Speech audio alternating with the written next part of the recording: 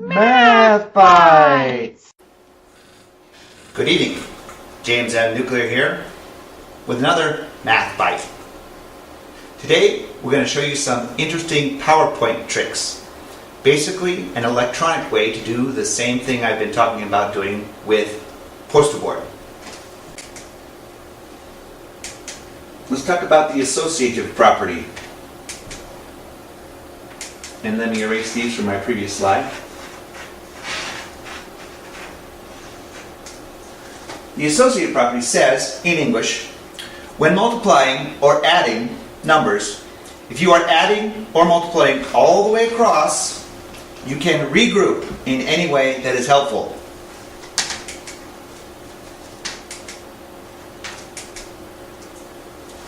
In the symbols of mathematics, we can say this as A plus B, grouped inside of parentheses signs, plus C is identical or equal to A plus the grouping B plus C.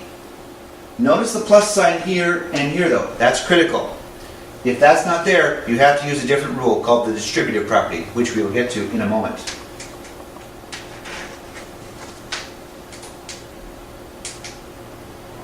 This is also true. Here we're talking about multiplication. A times B grouped together, then multiplied by C, is identical to A multiplied by the grouping B multiplied by C. See, I can take the parentheses and put them over here, if that's helpful for me solving an equation, or an inequality for that matter.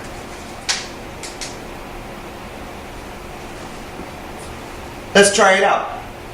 Here we have spaces provided in the PowerPoint to write in the results, and we can have our students try it out in the classroom.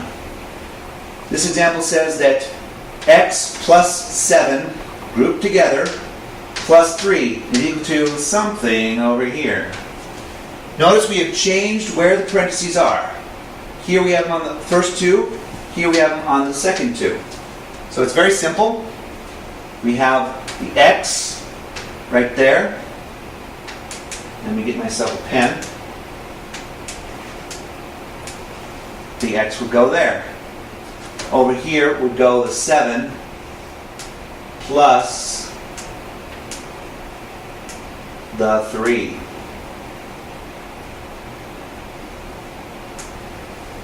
See? Next, 3x grouped together multiplied by 8. If I put the parentheses around something else besides the 3 and the x, I have the x outside, I can flip this grouping all the way around. So what else is going on here? We have a 3, and we have it multiplied by and 8. Forgive me if I'm switching symbols a little bit. That being close to the parentheses means multiplication itself, and then the 3.8 means 3 multiplied by 8.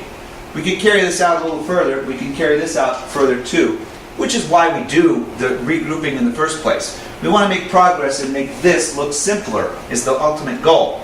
So if I add 7 plus 3, which I can now do, I get 10. And if I get to 10 plus x, that's a lot more progress on the way to solving what x is than this was. Likewise down here, if I multiply the 3 and the 8, which I can now do because they're grouped together, I get 24. And I get x by itself. Customarily, we put the 24 on this side, so it would be 24x. This is also an application of the commutative property of multiplication.